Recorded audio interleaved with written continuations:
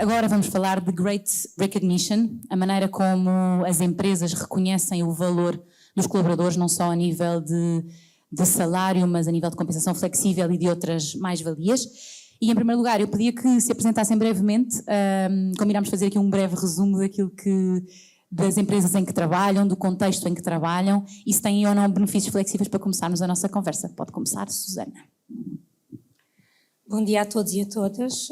Em primeiro lugar, gostaria de agradecer à IRH pelo convite que me fizeram, poder partilhar aqui um bocadinho a experiência da Nova Base e como temos enfrentado estes desafios. A Nova Base é uma empresa do setor das tecnologias, tem um universo de cerca de 2.700 colaboradores. Trabalhamos não só na área da banca, como na área da telco, operamos em UK, Espanha, Holanda, portanto operamos em várias geografias.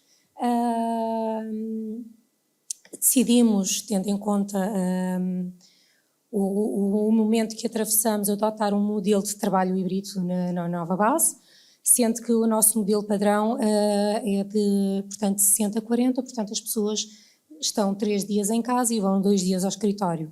É criada uma grande flexibilidade neste nosso modelo de trabalho, na medida em que não existem propriamente dias fixos para as pessoas se deslocarem ao escritório, portanto é combinado entre o manager e o colaborador, de acordo com o dia-a-dia e daquilo que existe necessidade de fazer para estas idas ao escritório. Boa. Obrigada, Susana. Daniela. Bom dia a todos. O meu nome é Daniela Costa, estou em representação do Prime Group. Possivelmente algumas das empresas do grupo vocês se calhar conhecem a marca. Prime Group é relativamente recente, foi lançada há cerca de 2 anos e meio. É um grupo português com presença internacional. Temos cerca de 12 marcas na área de consultoria, principalmente em sistemas de informação e engenharia. O mercado português, atravessamos aqui os desafios do IT, mercados como o mercado francês, mais na vertente de engenharia, de energias e infraestruturas.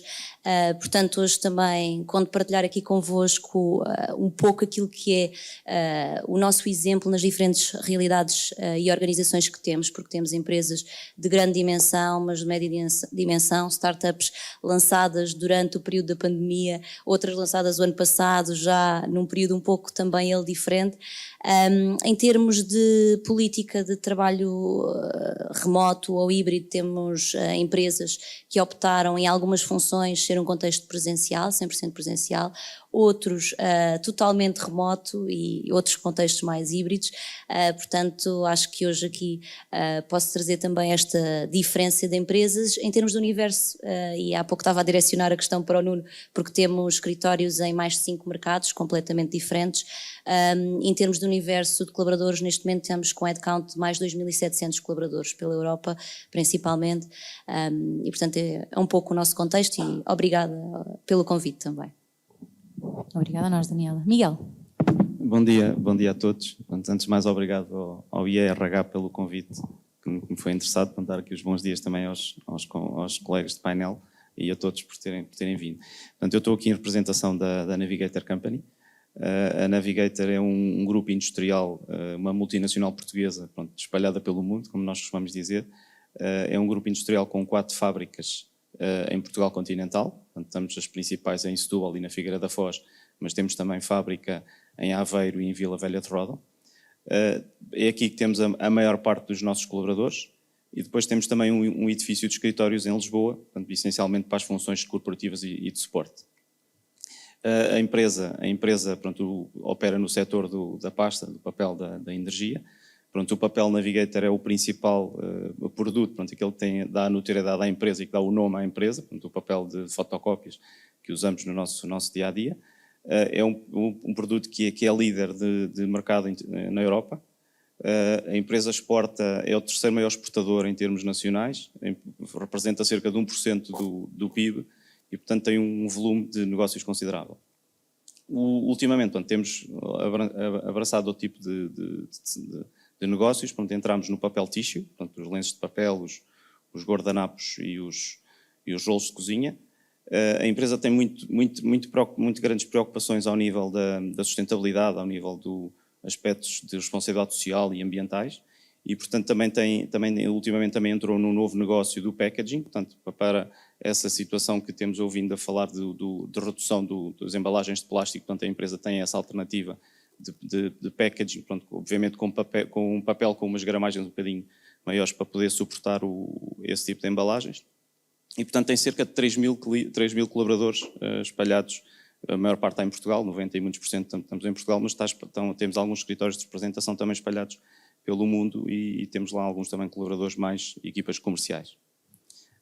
Pronto, eu estou na empresa há 6 anos, pronto, estou aqui em representação da empresa. Quantas pessoas trabalham na Navigator? 3 mil, cerca de 3 mil. Bom, nós estivemos aqui durante toda a manhã a falar sobre flexibilidade, sobre estas questões ligadas àquilo que os colaboradores querem e àquilo que as empresas oferecem aos colaboradores para os reter, para os manter contentes, para os manter envolvidos. Atualmente, o mercado de trabalho alberga 5 gerações diferentes de pessoas, pela primeira vez na história. E eu gostava de saber do vosso lado quais é que são as formas mais recorrentes que as vossas empresas usam para reconhecer o trabalho dos colaboradores. Ou seja, obviamente a base é um salário, não é? É para isso que as pessoas trabalham no final do dia, mas para algo mais do que isso. Verdade, Susana? Verdade, sim. Até porque o mundo empresarial já não é o mesmo, não é? Assim como as pessoas que mudámos os nossos comportamentos, mudámos as nossas motivações, comprova-se pela rotatividade das pessoas que já não existe aquele mindset de trabalho um trabalho para a vida toda, não é? Portanto, e esta geração de hoje em dia procura outro propósito, procura outra missão. É preciso desafiá-los constantemente e cativá-los e dando-lhes perspectivas de futuro constantemente. Portanto, eles precisam de perceber qual é o seu caminho e de que forma o podem fazer dentro das organizações. Eu acho que esta nova geração precisa de não diria um alento diário, mas de um estímulo diário, não é? Para continuar e para perceber que a organização onde está tem os mesmos valores que aqueles que pretende para si e para isso é preciso que as organizações vão criando estes estímulos e que os líderes ajudem esta nova geração a fazer o seu caminho.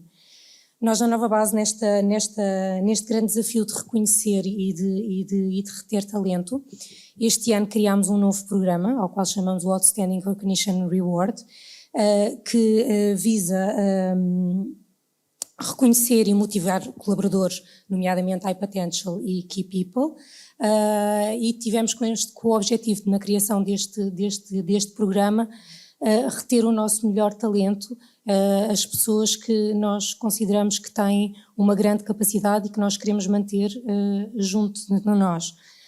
A par disso, criámos também um outro programa, o Outstanding Award, sendo que falta-me só dizer que este Outstanding Recognition Reward abrange cerca de 15 a 20% da nossa população na Nova Base e está destinado mais para os níveis intermédios. Mas criámos também a par um outro programa, o Outstanding Award, que foi definido e criado com o objetivo de premiar projetos especiais. Portanto, criando aqui mais engagement dos colaboradores com a empresa. Daniela, no vosso caso, e tendo em conta a vossa abrangência geográfica, não é? Como é que fazem esta diferenciação e esta personalização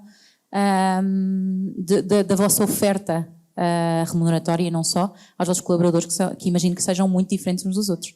É um desafio e não é regra. Nós fizemos tanto vida. Está a vida? Conseguem ouvir? Não. Neste som? Obrigada. Agora conseguem. Estava a dizer, é um grande desafio e não é regra, porque temos diferentes organizações, como eu vos estava a dizer.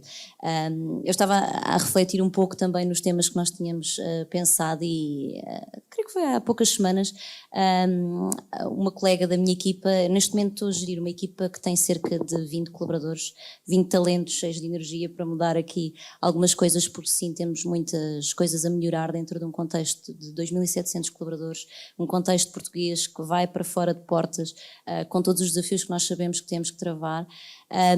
E esta pessoa da minha equipa, a equipa é essa que, alinhado com o que a Mariana estava a dizer, tem colaboradores na faixa dos 55 e 22 anos. Portanto, isto muito alargado e percebermos como é que nós podemos então...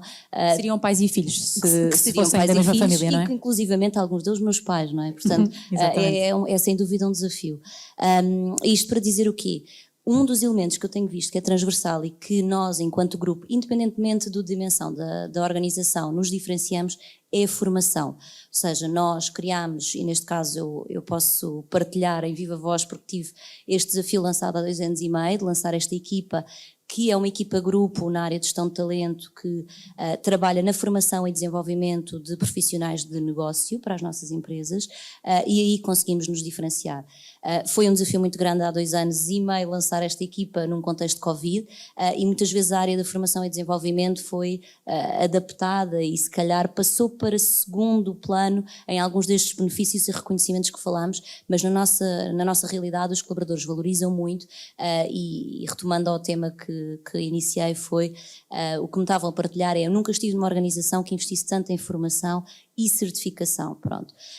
E vejo que é algo transversal às faixas etárias que nós temos.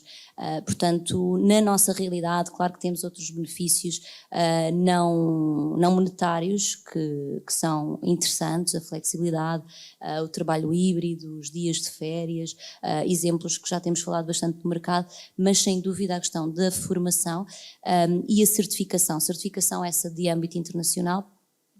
E também uma prática que alguns dos colegas que possivelmente estão aqui estão a travar esses desafios, que é a implementação de coaching e mentoring, principalmente coaching para o apoio e capacitação das nossas equipas. A questão da carreira que a Susana também mencionou, de haver uma projeção de carreira, uma preparação de carreira que pode ser discutida internamente nas organizações também. Então temos carreira, temos formação. Miguel, no caso da Navigator Company, o que é que as pessoas valorizam, ou o que é que vocês têm percebido que as pessoas começaram a valorizar ultimamente? Portanto, o que nós sentimos é que os colaboradores e os candidatos já não olham só ao salário, ao prémio, ao seguro de saúde. Portanto, isso é algo que faz parte do pacote de base, portanto, são os mínimos olímpicos, que nós podemos dizer em que eles nem sequer falam connosco se isso não fizer parte da proposta. E, portanto, a proposta de valor da empresa tem que ser muito mais alargada. Portanto, eles neste momento preocupam-se em muitas coisas que já foram faladas aqui hoje, portanto, não é nada novo. Por exemplo, a questão do tipo de horário. Portanto, se a empresa possibilita que os colaboradores poderem ficar em casa 2, 3 dias por semana em teletrabalho, que também se transforma isto num desafio para nós, porque também, como foi falado aqui também nos painéis anteriores, sendo uma empresa industrial, temos 70% da população no chão de fábrica e, portanto, esses nunca poderão ter teletrabalho porque senão a máquina para, não é? Mas pronto, é um desafio que as pessoas colocam hoje, querem saber nos processos de recrutamento, antes de saberem qual é o salário que a empresa tem para lhes propor, porque isso para eles já tem que estar lá incluído, portanto eles querem saber que tipo de horário que a empresa permite que eles possam fazer. Portanto, esse é um primeiro ponto. O outro ponto tem muito a ver também com o bem-estar emocional, físico, psicológico. Portanto, o colaborador já não se preocupa tanto em ter ou não ter um seguro de saúde, porque isso tem que lá estar na proposta, mas já vai um bocadinho a ver a cobertura o que é que inclui. Portanto, preocupa-se muito em ter coberturas hospitalares, em ter saúde, consultas de psicologia, portanto já se preocupa muito com este tipo de pormenores dentro do próprio seguro de saúde. Portanto, e a empresa tem que ter uma proposta de valor que inclua este tipo de questões para poder ser competitiva e poder conseguir atrair e reter o talento. Depois temos sempre aquelas situações que é o típico que todos os colaboradores anseiam, que é a empresa dar oportunidades de poderem evoluir na carreira, a empresa dar possibilidades de experiências internacionais, sendo uma multinacional, o colaborador também valoriza isso. A própria marca em si, portanto, sendo o papel um líder de mercado em termos do mercado europeu, portanto, isso também é um fator que pode ser diferenciador para a Navigator conseguir atrair os colaboradores. E outro ponto que também já foi falado aqui, portanto, que é o colaborador que quer cada vez mais identificar-se com a cultura, com o propósito da empresa. E, portanto, o colaborador só quer trabalhar numa empresa que a cultura tenha valores que ele próprio também os defende. E, portanto, são esses pontos que fazem o colaborador decidir por um empregador em detrimento de outro tipo de empregador. Eu achei graça a algumas frases que vocês disseram na conversa preparatória deste debate, porque uma daquelas que mais me ficou foi a Daniela, e depois vocês corroboraram, de que são eles que definem as regras agora, são as pessoas que estão nos processos de recrutamento que definem as regras e que obviamente têm impacto naquilo que é a oferta que vocês depois fazem ao mercado. E alinhado com aquilo que o Miguel estava a dizer agora mesmo, falaram no facto de muitas pessoas que estão em processos de recrutamento convosco estarem também em processos simultâneos com outras empresas e que isso traz obviamente pressão no processo de recrutamento e que faz com que este diálogo tenha de ser muito mais estreito, muito mais transparente e muito mais imediato, não é? A questão do feedback imediato em tudo aquilo que se faz desde o primeiro minuto da Employer Experience. E eu gostava de tentar perceber convosco o que é que vocês acham, o que é que as empresas, o que é que vem primeiro, aquilo que as empresas podem dar ou aquilo que um futuro colaborador pede à partida? Susana, quem é que está, qual é que é a preponderância destes dois fatores neste processo de recrutamento e depois de reconhecimento? Como eu disse inicialmente na conversa que tivemos de preparação deste evento, eu não estou propriamente ligada ao recrutamento na nova base. De qualquer forma, do feedback que me vai chegando dos vários colegas, efetivamente, eu penso que quem dita as regras são os candidatos. Portanto, eles já chegam mesmo, e nós temos colaboradores, tal como estávamos a dizer, com várias idades na empresa, não é? A nova base tem uma média de idades de 35 anos, portanto não podemos falar só de jovens, embora me tivesse focado nisso no início, não podemos falar só desta nova geração e dos novos candidatos que temos, mas efetivamente esta nova geração já chega com ideias muito pré-definidas. O que é que quer... eu não diria o que é que pode exigir da empresa, não dessa forma, mas o que é que quais são os benefícios que têm para lhe apresentar e como já têm tanto conhecimento de muitas das realidades empresariais, é mais fácil eles ditarem regras e porem as cartas na mesa e dizerem aquilo que efetivamente querem para o futuro. Daniela? Não, ainda não. Obrigada. Portanto, fui eu que lancei esta afirmação. Exatamente. E se calhar um pouco contra mim, não é? Porque é um desafio, não é? Nós no recrutamento conseguimos auscultar muito daquilo que são os pedidos futuros dos nossos colaboradores e temos que retirar daí muita informação para ir preparando as nossas práticas. Agora, uma coisa é certa, eu dizendo isso e com 12 empresas com contextos completamente diferentes, no final do dia são as empresas que decidem. Agora temos de estar conscientes, não é, na nossa decisão de para que campeonato é que queremos jogar e nós dentro do grupo temos empresas, como nós costumamos dizer, algumas que jogam na Liga dos Campeões. Eu não percebo nada de futebol, mas acho que dá para perceber e que isso tem outro tipo de exigência e que também para terem o melhor jogador do mundo têm que investir nesse sentido e outros que não tanto. Agora, somos nós que decidimos e nós nestas áreas de gestão de talento e mesmo em parceria com as áreas de marketing, porque muitas vezes temos estas boas práticas, não as comunicamos, ou outras vezes não temos as ferramentas para as comunicar como gostaríamos e não conseguimos atrair, mas somos nós que decidimos e que temos que perceber, tendo em conta a nossa organização, o que é que poderá ser sustentável, mas sempre com uma escuta muito ativa, e esta escuta ativa para o sucesso no contexto da Employee Experience começa na Candidate Experience antes.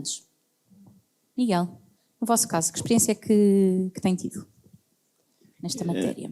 É assim, eu penso que cada vez mais, pronto, a empresa tem sempre a sua proposta de valor, mas cada vez mais tem que ter alguma flexibilidade para também se conseguir adaptar às exigências e àquilo que os candidatos procuram. Porque também já falámos aqui hoje de que há determinado tipo de perfis no mercado que são escassos. Pronto, se a empresa não tem alguma flexibilidade para conseguir atrair esse tipo de perfis que são escassos, se é muito pouco flexível na proposta de valor que apresenta, dificilmente consegue atrair esse tipo de perfis. E, portanto, eu não diria que as regras são ditadas pelos candidatos, penso que a tendência para aí irá, mas hoje em dia as empresas têm que se adaptar às exigências, a algumas das exigências dos candidatos se os querem atrair, porque dificilmente vão conseguir de outra maneira.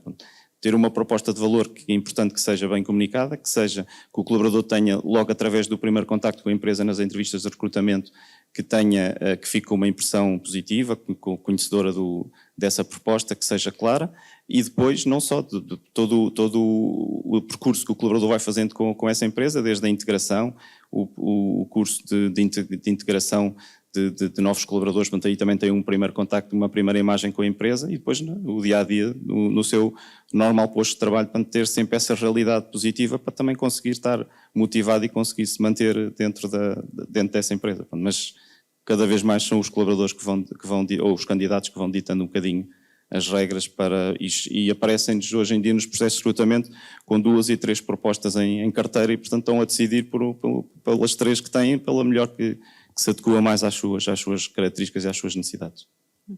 E normalmente o que é que pesa aí nessa oferta? Ou seja, o que é mais valorizado? Porque falávamos também na preparação desta conversa, era que muitas vezes a primeira pergunta da entrevista por parte do candidato passou a ser qual é a vossa política de trabalho, de flexibilidade de trabalho, não é? E obviamente que nos últimos 2 anos esta questão mudou drasticamente e mudou também a forma como as empresas trabalham cultura, como trabalham o espaço de trabalho, como trabalham dinâmicas de equipa. Nós na Cavraflex, por exemplo, somos 100% remotos. Nós estamos todos a trabalhar de pontos diferentes do globo. É muito raro nós encontrarmos como hoje aqui todos, não é? Nós encontramos de 3 em 3 meses ou de 4 em 4 meses num retiro, mas a nossa base é uma política de trabalho remota. E isso traz naturalmente desafios, porque, por exemplo, numa política de trabalho híbrida, as pessoas não se cruzam obrigatoriamente na empresa nesses dias em que vão, não é? Ou cruzar-se-ão. Portanto, de que forma é que este reconhecimento foi impactado por esta flexibilidade, que é agora um primeiro ponto na preocupação dos colaboradores na hora de decidirem para onde é que vão trabalhar, não é? Portanto, eu penso que hoje em dia o que mais importa à empresa não é se o colaborador está lá sentado no escritório o dia todo ou não. Pronto, o que importa é que se o colaborador entrega, se o colaborador consegue ter uma boa performance e bons resultados, entrega. Pronto, obviamente que é importante que de vez em quando o colaborador apareça no escritório, senão ninguém o conhece e é muito mais difícil a cultura dessa própria empresa. Mas o colaborador prefere ser ele próprio a escolher os dias em que lhe dá mais jeito ir à empresa, os dias em que lhe dá mais jeito ir a casa, conciliar vida pessoal, vida profissional e, portanto, nesse aspecto, vai trabalhando dentro das suas limitações ou das suas necessidades para poder entregar aquilo que a empresa lhe exige e que é esperado por parte dele. Portanto, se a empresa começa a impor determinado tipo de horas, pronto, obviamente eu estou a dizer isto, mas ainda há pouco estava a dizer que nós temos 60% ou 70% da nossa população que não tem hipótese de fazer teletrabalho, pronto, e esses aí não podemos fazê-lo de outra maneira. Agora, os outros, se tentarem aproveitar esta possibilidade, pronto, com alguns limites, nós temos na empresa a possibilidade dos colaboradores estarem 2 dias por semana em teletrabalho, e quem pode utilizar esse benefício, vá lá, para poder gerir de melhor forma os seus horários e ser o próprio colaborador a escolher quais são os dias que lhe dá mais jeito de ir ao escritório e ficar em casa. E, portanto, cada vez mais é a palavra que tem sido falada aqui muito hoje durante esta manhã, que é a flexibilidade, portanto, e a dar a hipótese de escolha ao colaborador e deixá-lo escolher com aquilo que é mais correto para si. E Daniela, como é que se podem antecipar estas tendências e como é que as empresas se podem adaptar ou podem ter esta flexibilidade ou podem trabalhar, fazer este exercício de flexibilidade quase constante? Como é que isto é possível em termos práticos? Vou só aqui A questão do Nuno, ainda um bocadinho, claro. se tivermos tempo, só pela questão, para além do registro de trabalho, pela flexibilidade horária, que acho que também, mesmo no trabalho remoto, é um tema que é muito falado, não sei se na Navigator também tem tido este tema, mas mesmo no recrutamento, flexibilidade horária, principalmente em contexto de... Fica outra vez. Está o desafio. É uma cavala. Parece que voltou. Mas pronto, estava a dizer, nós não temos um contexto 100% remoto nas nossas empresas, a 100%. Existem sempre funções dentro da empresa que vão ao escritório ou que têm híbrido, mas imaginemos contextos 100% remotos e que estamos a falar de nómadas digitais e que estão a trabalhar noutro canto do mundo e, portanto, é realmente, principalmente nestas últimas gerações, um tema muito falado. Nós, na nossa equipa, temos, por exemplo, colegas cada vez mais pedem para voltar um mês fora e vou trabalhar do Brasil, ok, como é que nós gerimos esta situação? Portanto, é um tema que nos tem solicitado. Em relação à questão da Mariana, se puder repetir. Sim, de que forma é que se podem antecipar estas tendências? Obviamente em entrevistas de recrutamento antecipam-se estas questões, não é? E leva a que este processo seja acelerado de personalização e de flexibilidade. Mas que estratégias é que encontraram no Prime Group para conseguir antecipar estas tendências e conseguir adaptar-se à velocidade estonteante que é gerir estas questões hoje em dia? E o mercado, não é? Antes Covid, No durante mercado, Covid, pós-Covid. E num contexto de guerra de talento e num contexto de mercado global, onde nós estamos a disputar candidatos em Portugal e é uma lógica global, não é? Sem dúvida. Estamos em adaptação, não nos adaptamos, vamos nos adaptando. Agora, sem dúvida, daquilo que é a minha experiência no recrutamento, que nós vamos ouvindo muito, e temos que transportar aquilo que ouvimos no recrutamento para dentro de casa, porque senão também não somos atrativos na captação.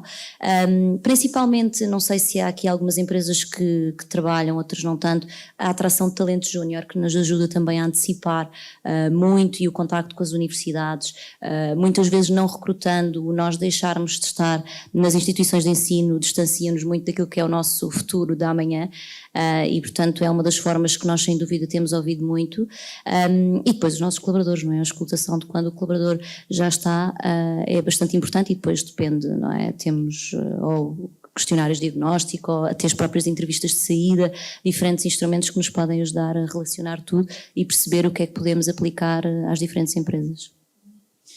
Susana, qual é que é, na sua opinião, o maior desafio deste grande reconhecimento, desta era do reconhecimento? Eu acho que o maior desafio é mesmo aquilo que o Miguel nos dizia, a flexibilidade das empresas, porque cada vez mais, todos nós estamos a observar isso em todos os setores. As empresas estrangeiras vêm buscar os nossos talentos, não é? A nossa capacidade de trabalho, e permitem que essas pessoas trabalhem de qualquer lado do mundo, não é? E que continuem, mantenham as suas vidas, as suas rotinas e as suas responsabilidades familiares, e muitas vezes suportando ou não suportando cargas fiscais como nós suportamos aqui no nosso país. Portanto, o tornarmos mais flexíveis tem mesmo que ser a ideia do dia e aquilo que as organizações têm que cada vez mais caminhar nesse sentido, porque o colaborador precisa de sentir que faz parte daquele propósito, tem que sentir que faz parte daquela organização, mas também tem que ter uma palavra a dizer sobre isso, não é? Eu acho que aqui, e não só para os colaboradores que chegam de novos, não é? Novos, porque aqui o problema não é só o atrair, é também a retenção, não é? E não nos podemos esquecer que esse também é um grande desafio nas empresas e que tem que também haver aqui uma grande flexibilidade, porque nós muitas vezes o que nos está a acontecer é para irmos buscar novo talento, temos que fazer subir as nossas faixas remuneratórias, mas nós não nos podemos esquecer que ao fazer isso estamos a criar algum desequilíbrio dentro da nossa estrutura, dentro da nossa organização. E é preciso ter isso em conta, não é? Porque nós precisamos de talento júnior, precisamos efetivamente de sangue novo, mas precisamos de valorizar as pessoas que também têm feito este caminho connosco ao longo dos anos, não é? Estamos numa grande mudança, mas não nos podemos esquecer daqueles que fizeram o caminho connosco até aqui. E eu acho que o mais importante neste momento, como eu já referi aqui anteriormente, o reconhecimento passa por as pessoas, por os colaboradores sentirem que o seu trabalho está a ser valorizado no dia a dia, que é dada importância àquilo que estão a fazer e que alguém está a perspectivar aquilo que ele vai fazer no futuro, que desafios mais tem para lhe oferecer e não só em termos de desafios, mas também em termos de remuneração, não é? Porque, ao fim e ao cabo, embora exista muito mais do que o salário hoje em dia por oferecer a um colaborador, continua a ser aquilo que pesa no primeiro contacto que fazemos com o colaborador. Depois há que... As empresas tiveram que se reinventar e criar aqui outros mecanismos de compensar ou recompensar os seus colaboradores. A Nova Base, neste sentido, investiu num plano de benefícios já em 2017. Temos um leque de benefícios bastante variado e que lá está, permite ao colaborador escolher. Ele próprio é quase como se individualizasse o seu pacote de remuneração. Consegue ter uma série de benefícios disponíveis que lhe permitem, tendo em conta o contexto e a fase da vida em que está, otimizar ao máximo o seu pacote salarial. Daniela, em termos práticos, no vosso caso, como é que funciona a vossa política de benefícios?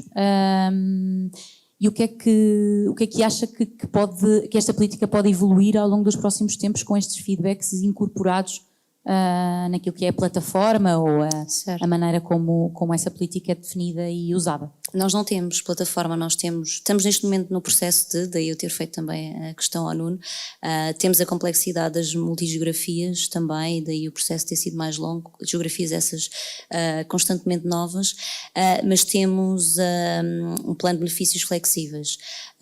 Agora, claro que mediante o mercado, tudo muda e, portanto, em Portugal temos os mais conhecidos. Acho que aqui onde nós podemos fazer a diferença, para além da flexibilidade e depois, claro, que ter uma plataforma, sem dúvida, que ajude a centralizar toda a informação e a não dispersar, e tanto para o lado da gestão de talento como para o lado do colaborador ser mais eficiente. Acho que nós não podendo mudar, como a Susana estava a falar, não podendo mudar muito os nossos pacotes salariais, tendo sempre que fazer os ajustes que temos que fazer, principalmente hoje à saída da universidade, temos recém-licenciados, recém-mestres a pedirem-nos valores muito elevados, temos que perceber até onde é que podemos ir enquanto organização para ser sustentável, não é? Porque temos empresas como nós inicialmente começámos no mercado nacional, cada vez mais o nosso negócio está para fora, mas nem todas as empresas possivelmente aqui presentes já têm uma expansão internacional e outras têm e sabem que isso tem impacto também na nossa capacidade a nível de remuneração.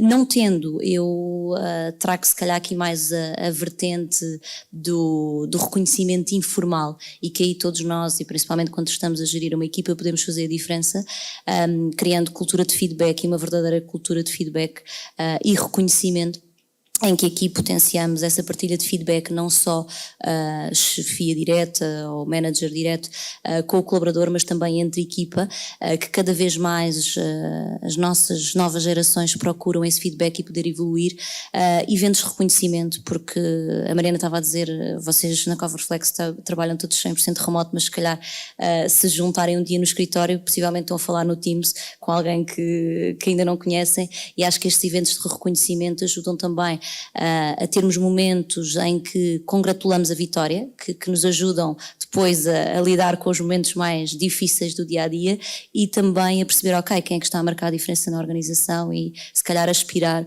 a poder chegar aí. Portanto, Não podendo, como a Susana estava a dizer, que temos esse desafio de ir mais pela componente do package salarial, ir mais pela vertente informal, que todos nós podemos fazer a diferença, ficam algumas ideias. Obrigada. Miguel. Vosso caso. Portanto, eu acho que é importante cada vez mais as empresas perceberem o que é que os colaboradores valorizam, o que é que os colaboradores gostam e tentarem ter uma proposta de valor que vá um bocadinho ao encontro a isso. A flexibilidade, portanto, a flexibilização, portanto, a liberdade de escolha, portanto, é cada vez mais importante. Nós na Navigator ainda não temos essa possibilidade. Temos um leque muito alargado de benefícios, portanto, desde seguro de saúde, seguro de vida, fundo de pensões, portanto, subsídios escolares, portanto, todos os nossos colaboradores estão abrangidos por estes benefícios ditos de cariz mais social. Portanto, nós até costumamos dizer que em termos médios todos os colaboradores conseguem ter um 15º salário só através destes benefícios. E a empresa, cada vez mais, aquilo que sentimos é que temos que valorizar o que os colaboradores pretendem e deixá-los escolher por eles, porque isso é que é aquilo que nos parece que os jovens hoje estão também a puxar por este tipo de plataformas cada vez mais, porque o grau de exigência da população mais jovem é muito maior do que o dos mais antigos. Portanto, os mais antigos com um seguro de saúde ou com um seguro de vida ficam contentes e não procuram muito mais do que isso. Mas os jovens hoje em dia não estão a fazer puxar por este tipo de soluções e, portanto, isso também tem que ser valorizado do lado da empresa para permitir conseguir mantê-los. Boa. Gostava de vos convidar a participar nesta conversa. Se alguém tiver questões, dúvidas, estamos mesmo ali uma atrás da Cristina. Boa. Onde? Perfeito. Abundância. Não sei se me ouvem. Ouvimos. Olá, bom dia Olá. a todos, muito obrigada pela partilha. Acho que é muito enriquecedor poder estar aqui deste lâado e ouvir-vos. O meu nome é Tânia Ginó, trabalho numa empresa tecnológica a partir de Évora. E gostava de vos colocar uma questão porque penso que pode haver aqui algum paralelismo com aquilo que se está a passar connosco e que resultou desta transformação pós-pandémica e que tem a ver, e eu julgo que a Daniela talvez seja quem poderá dar um testemunho aqui mais próximo da nossa realidade. Relativamente às pessoas que estão 100% remotas ou híbridas e cuja localização física é longe do sítio onde elas têm que se deslocar para reunir com a equipa, a empresa está a fazer face a estes encargos com deslocação ou é uma coisa que fica contratualmente logo definida como, lá está, pelo menos por ano, X deslocações ao escritório e, portanto, isso está incluído naquilo que vos estamos a pagar? Era uma questão. Olá, obrigada pela questão. Não temos assim tanto essa situação no nosso contexto. Se eventualmente tivermos, fica definido no momento contratual. Sim, mas não temos assim tanto e é um desafio quando temos, principalmente também a nível de práticas de gestão de talento, mas não temos muito. Já agora lanço o desafio à plateia, alguém tem esta situação? Colaboradores que estejam em Viseu e que têm de vir de vez em quando a Lisboa ou outro sítio?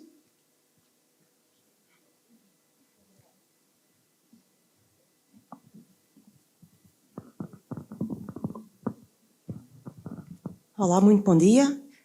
Chamo-me Marisa, trabalho numa empresa também na área tecnológica. Recentemente, após o Covid, começamos a implementar o sistema híbrido, como também começamos a implementar um sistema de recrutamento remoto. Portanto, nós fazemos questão que os nossos colaboradores se dirijam à empresa uma vez por mês e o que é que fazemos? Ou pagamos o bilhete de comboio da CP, para a pessoa se poder deslocar à empresa, ou então pagamos os quilómetros. Fica ao critério da pessoa. No entanto, isso está numa side letter no contrato. Muito obrigada pela partilha. Eu acho que vi outra mão. Nessa última fila da primeira. Eu posso só acrescentar aqui também um ponto que é, nós não pagamos nada para os colaboradores ficarem em casa em teletrabalho. Mas foi uma discussão que houve internamente dentro da empresa, pronto, com opiniões diversas, havia pessoas que achavam que sim, pessoas que achavam que não, e depois chegamos mais adiante e vemos, então se for sim, qual é que é o valor, pronto, e aí não saímos daí. Pronto. O que é que nós temos? Nós temos alguns colaboradores que durante a fase da pandemia que mudaram de casa, foram morar para para a casa de férias, foram morar para mais longe do posto de trabalho e, portanto, agora têm algumas dificuldades a vir trabalhar, mas vêm 2 ou 3 vezes por semana, e depois é por sua conta e risco gerir essa questão. Nós também temos, como temos 4 fábricas, há colaboradores que inicialmente trabalhavam em Lisboa, agora já estão em Aveiro, há uns que trabalhavam em Aveiro, agora estão em Castelo Branco, portanto, conseguem-se deslocar dentro dos nossos complexos fabris e arranjar um posto de trabalho que consigam satisfazer aí essa sua necessidade. Mas pronto, foi um tema muito, muito discutível e o valor, ninguém consegue chegar ao valor que é justo e que é correto, porque depois há sempre um que diz que gasta mais do que o outro, que mora mais longe do que o outro e, portanto, ou que utiliza mais a impressora em casa e menos o impressor, portanto, e depois não conseguimos chegar a um valor que seja justo e correto para todos e, portanto, entramos num ciclo sem saída. É só partilho. Do meu ponto de vista, e só para dar aqui um pouco o meu exemplo, ou da nossa empresa onde estamos atualmente, nós temos consultores espalhados por todo o país. Quando fazemos ou quando necessitamos que eles venham, para já ainda só temos escritório em Lisboa, acabamos por suportar todas as despesas, seja por compra antecipada, seja por reembolso posterior. Também fica aqui um pouco ao critério se é comboio, se é carro. Por norma, preferem todos vir de comboio para virem a fazer alguma coisa pelo caminho, mas depende da localização. Pegando aqui um pouco também no que o Miguel estava a dizer e aproveitando, nós não tivemos essa alteração porque começamos a trabalhar, ou aliás o nosso formato de trabalho preferencialmente é remoto e ainda assim atribuímos um valor uniforme para toda a gente em termos de trabalho à distância, mesmo que na verdade já seja de base, mas para entrar no cumprimento legal de termos qualquer coisa estipulada em que toda a gente concordou e não houve problema, é só para deixar o exemplo. Obrigada. Temos aqui mais uma pergunta. Já vou aí à frente. De facto, eu tenho 2, se for possível. Não sei se temos tempo, mas a primeira era para o Miguel. Miguel, o contexto, como disse, 70% das pessoas em fábrica, portanto é um contexto ainda mais complexo. Imagino gerir esta questão da flexibilidade do trabalho remoto. Como é que na Navigator geriram isto? Porque é claro que as funções não são iguais, mas há hoje em dia muitas pessoas que dizem, muitos líderes que dizem não optar pelo trabalho remoto para não ter 2 realidades distintas dentro da empresa. E eu queria perguntar ao Miguel qual é que é a sua visão nesse sentido. Deixa-me só colocar já a segunda questão, se houver tempo, claro. Queria perguntar para cada um dos oradores qual é que é, na vossa visão, uma proposta de valor atrativa hoje em dia. Obrigada. Portanto, respondendo à primeira questão, a empresa, antes da pandemia, não tinha trabalho remoto. Portanto, toda a gente estava em presencial, uma vez ou outra alguém que precisasse podia ficar em casa por acordo com a chefia, mas não existia uma política definida de trabalho à distância. Com a pandemia as coisas alteraram-se e a empresa sentiu a necessidade de ter uma política de trabalho remoto e de regulamentar os tais 2 dias por semana para os colaboradores poderem ficar.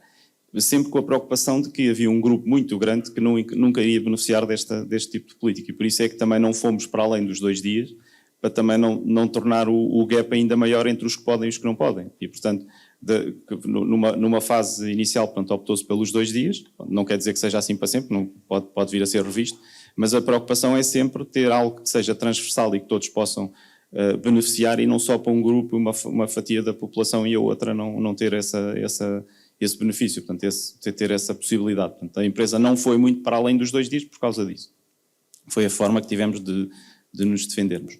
Relativamente à segunda questão, eu acho que isso é pergunta para €1 milhão, não é? Porque nestas questões, a empresa, por exemplo, eu vou dar um exemplo, se a empresa tiver um seguro de saúde completamente, que inclui tudo e mais alguma coisa, a minha mulher pode ter um seguro de saúde na empresa dela e para mim o seguro pode ser muito bom, mas eu não preciso daquele seguro.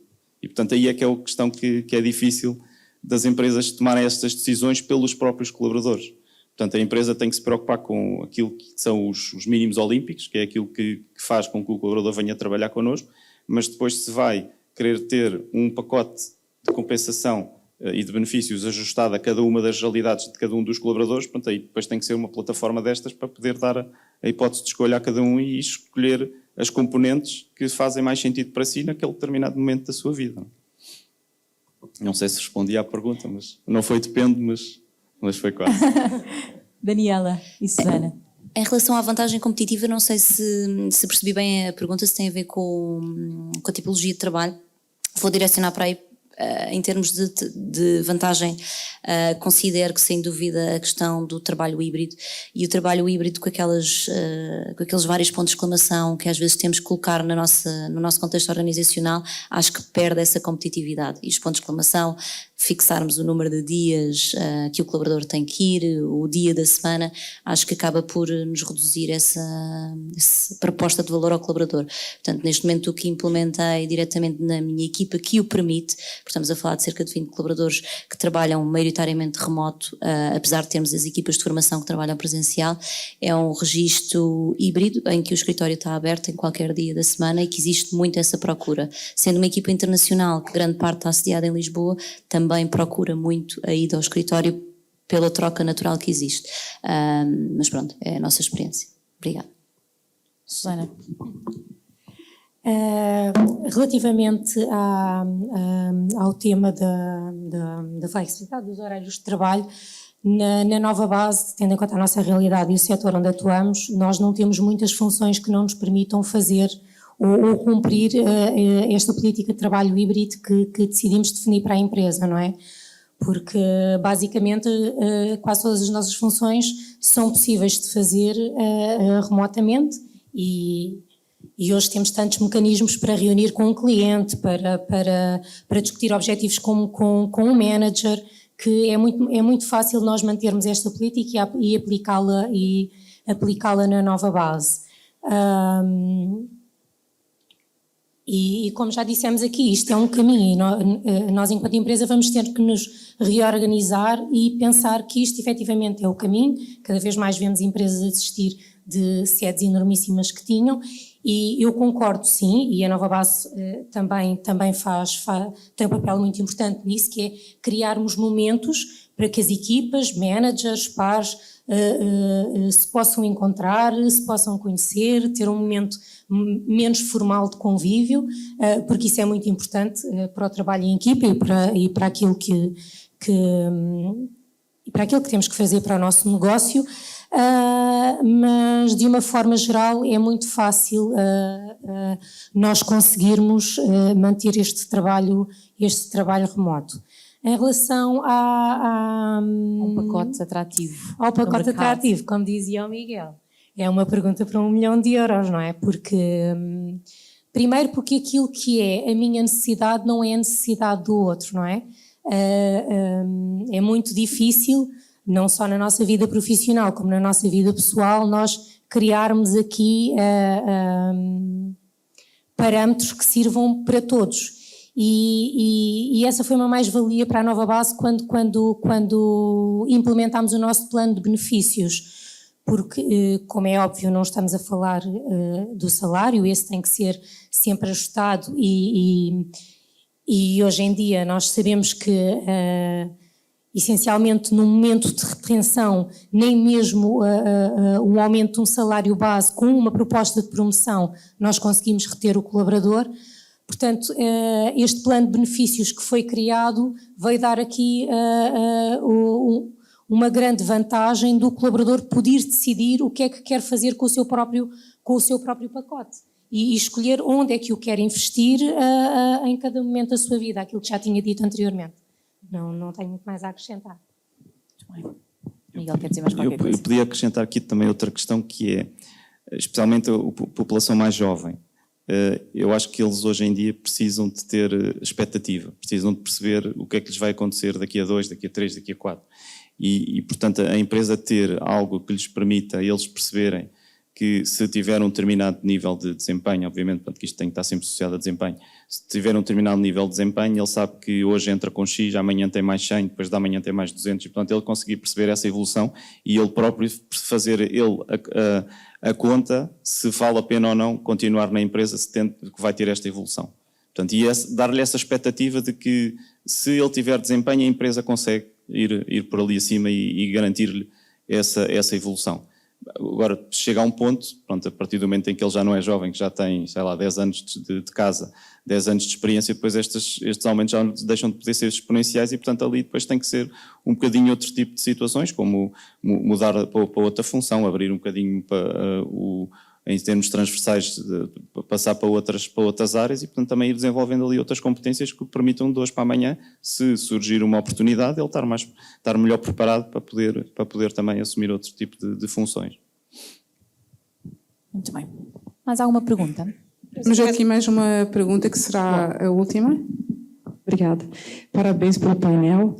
E a minha pergunta é o seguinte, a gente ouvindo esse painel e o primeiro, o que a gente percebe, e pronto, isso está em todas as discussões, está dentro do LinkedIn, está em todas as redes sociais, o esforço que as empresas e as áreas de RH, mas o negócio, né, como um todo, estão fazendo nesse período importante de mudança do mundo do trabalho, que é o que a gente está vivendo. A gente não sabe bem para onde nós vamos, mas muitos experimentos, e quando a gente ouve, a gente vê assim, um esforço, né, de poder atrair e de poder flexibilizar, enfim. Então, a percepção é que existe até uma aceleração, eu acho, de maturidade da empresa, de entender que realmente o cliente, ou o colaborador, o cliente interno, né, vamos dizer assim, é uma pessoa-chave para o negócio, sempre vai ser, né?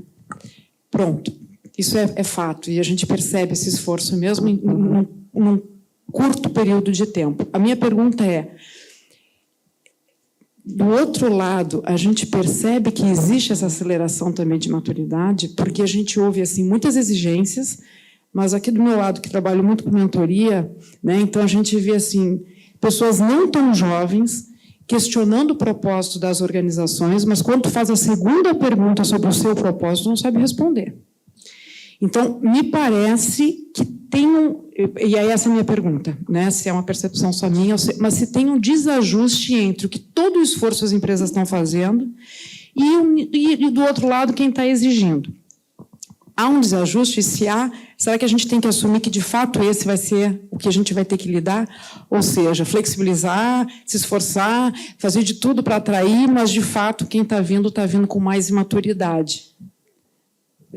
Ou até, acrescenta à sua pergunta, trabalhar esta questão do crescimento pessoal internamente. Dentro das organizações. Assumir que nós vamos ter que fazer isso dentro das organizações, mais do que já fazíamos, porque não quer dizer que a gente já não estava fazendo, né?